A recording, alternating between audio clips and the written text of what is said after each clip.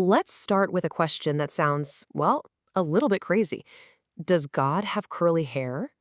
Now, I know, it sounds almost blasphemous to even ask, but what if I told you that according to some of the most trusted religious texts in Sunni Islam, the answer might actually shock you? Today, we are diving deep into those very sources to uncover a really intense theological clash about the very image of the Creator. So, just imagine for a second. What if the most sacred books of a major world religion describe God with attributes that sound, well, surprisingly human? And I'm not talking about some flowery metaphors here. I'm talking about literal, physical descriptions like fingers, a shank. Yeah, you heard that right, a leg. A drawstring, like on a pair of sweatpants. Human emotions, like laughing out loud from genuine surprise. And yup, even a full head of curly hair. So, how on earth is any of this possible? To really get it, you have to understand one fundamental thing. Deep in the heart of Islamic theology, there are two totally opposite ways of thinking about God. And look, this isn't just some small disagreement between scholars. This is a massive split, a fundamental divide that creates two completely different pictures of the divine. And this is where all the controversy really kicks off. Okay, so on one side you've got Tanzih. This means absolute transcendence.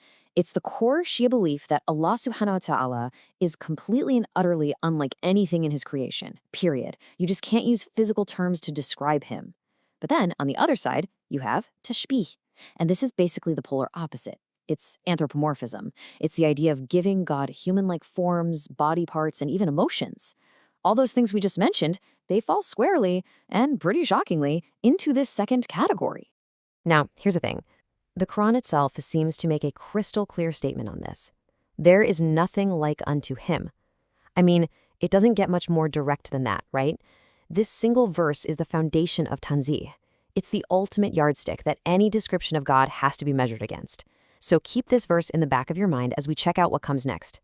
All right, now that we've got that straight, let's take a little tour of the divine body. And it's really important to know we're not pulling these from some obscure fringe texts.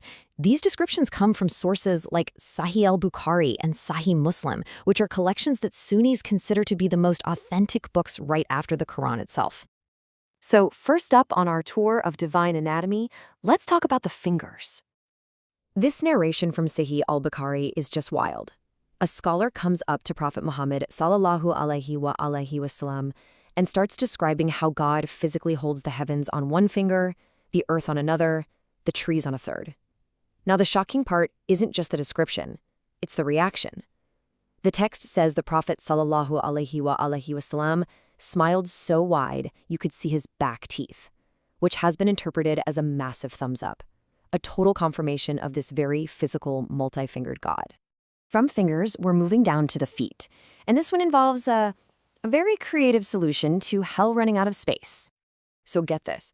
According to another narration in Sahih Bukhari, on the Day of Judgment, hell just keeps screaming for more. Is there any more? It's never full.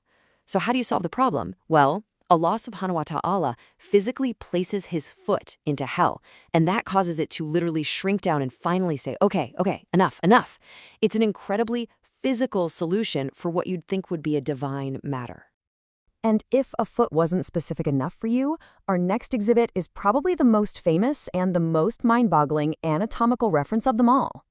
This hadith, and you can find it in both Bukhari and Muslim, describes this scene on Judgment Day where God shows up, but he's in a disguise, and the believers don't recognize him. So to prove who he is, he gives them a sign. He uncovers his sock, his shank, his lower leg. And just by seeing this divine leg, the believers instantly know who it is, and they fall down and prostrate. And of course, this leads to the painfully obvious question that people have been asking for centuries. If the shank is the one thing that gives him away, where in the world or in heaven had they seen it before? The whole thing is a logical pretzel. It's so absurd, it's almost funny. From divine anatomy, we naturally have to move on to divine fashion. Because, it seems if you have a physical body, you might need some clothes to go with it. Okay, this narration from Sahih Bukhari is really something else. It pictures kinship as an actual being that, when creation is done, stands up and physically grabs the haqwa of Allah subhanahu wa ta'ala. Now, as you can see, 𝗁 means the drawstring or the belt or the waist area of a lower garment. The implication here is just staggering. It suggests a god who has a lower body, who wears clothes, and whose clothes can be physically grabbed. So, we've seen a physical form. We've even seen clothing. But the human-like attributes do not stop there. The sources also describe a deity with very human emotions and behaviors. This brings us to emotions. These texts describe God laughing or wondering. But just think about that for a second. Laughter and wonder usually come from being surprised by something, right? So how can an all-knowing creator who knows everything, past, present, and future, how can he be surprised by anything? For example, the sources say God laughs at a man's persistence in trying to get into paradise. This creates a huge theological issue. Do these human emotions really fit an all-knowing being? We've covered the limbs, the clothing, the emotions, but now we've reached the grand finale. This is the most direct, the most detailed, and, frankly, the most unbelievable physical description presented in these narrations. The very one that gives this explainer its title.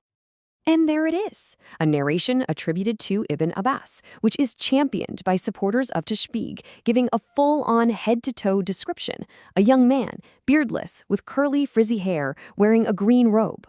I mean, this isn't just a hint about a body part or a piece of clothing. This is a full-blown, human-like portrait.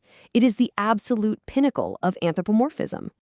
So after all of this, after the fingers, the foot stomp, that unforgettable shank, the celestial drawstring, the divine laughter, and now this image of a young man with curly hair, we're left with one giant, unavoidable question.